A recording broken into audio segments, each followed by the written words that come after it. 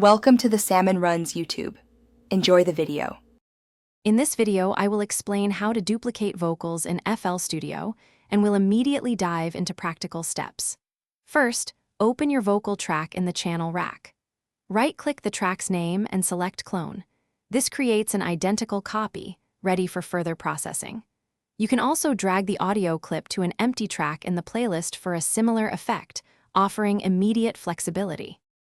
Once you have your cloned vocal track, assign it to its own unique mixer channel. This clear separation is crucial for applying individual effects and maintaining precise control over each layer.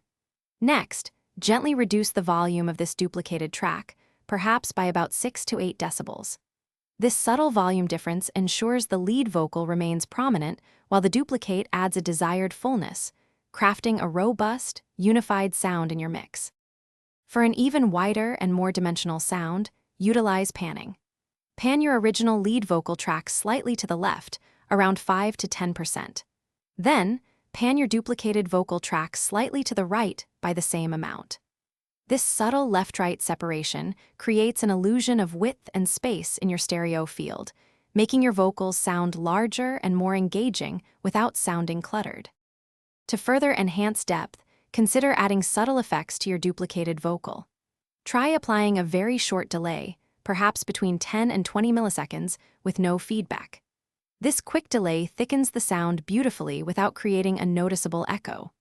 Alternatively, a small amount of a subtle, short reverb can also provide natural space and body, making the vocal feel more present and rich in the mix.